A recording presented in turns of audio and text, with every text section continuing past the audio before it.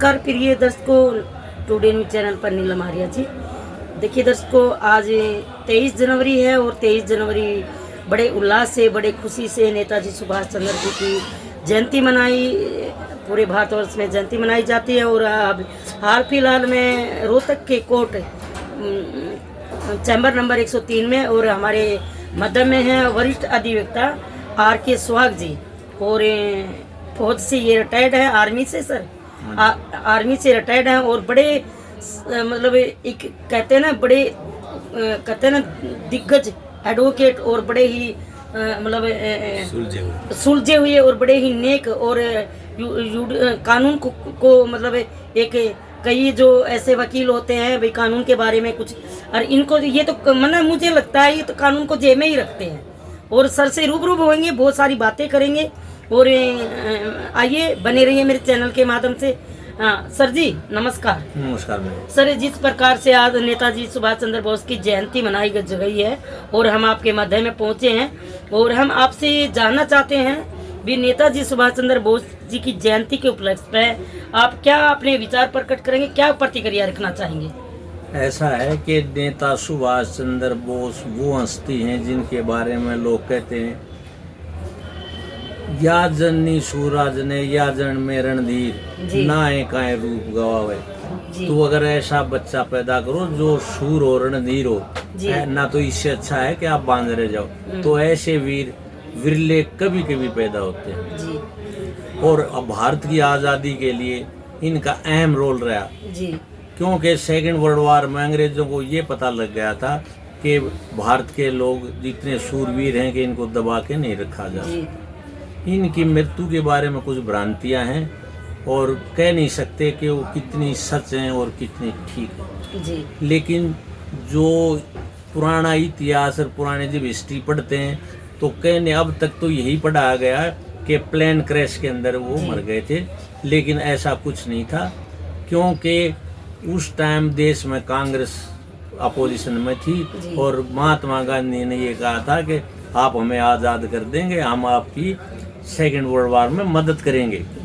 लेकिन सुभाष चंद्र बोस ने आज़ाद हिंद फौज बना ली थी और इसलिए अंग्रेजों ने जब उनसे महात्मा गांधी से बात की, पंडित जवाहरलाल नेहरू से बात की, तो उन्होंने कहा कि इसको कॉन्फ्रेंस टेबल पर बुला लो, समझौते के लिए बुला लो जी।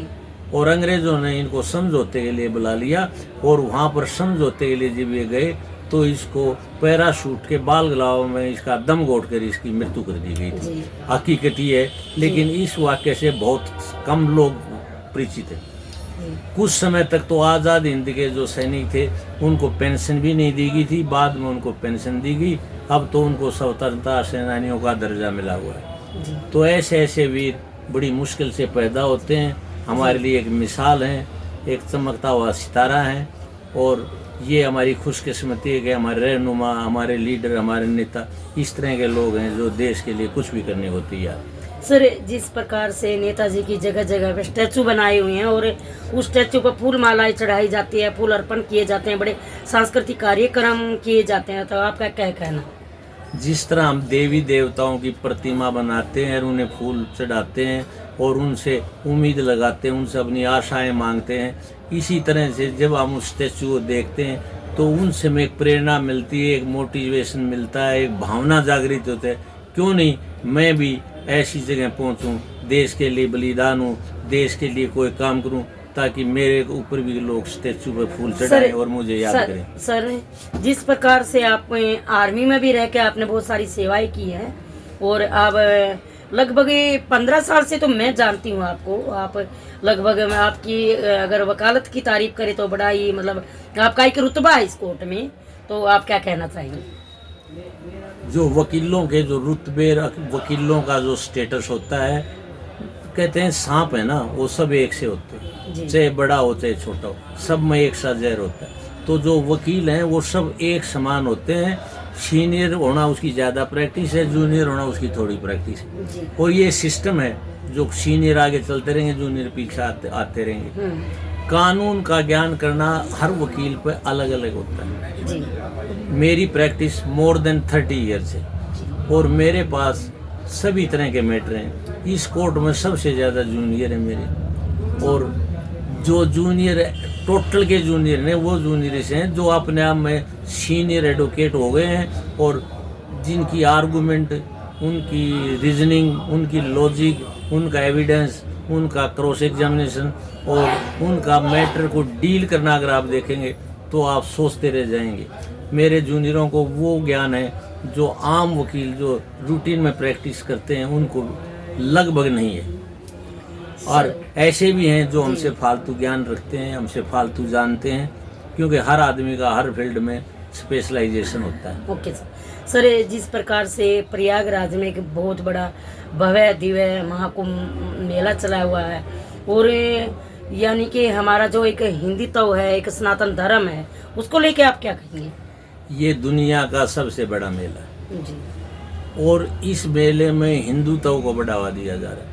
ये हिंदुत्व बड़ा हमारी मैथोलॉजी है, सच्चाई है, ये तो हमारे पंडित लोग ही जानते हैं। लेकिन इस तरह के जो फंक्शन है उससे देश को सटलाइजेशन करते हैं। देश को जब दूध को बिलोते हैं तो क्रीम ऊपर आती है, तो इसी तरह से इस तरह के जब फंक्शन होते हैं तो देश का हिंदुत्व ऊपर आता है।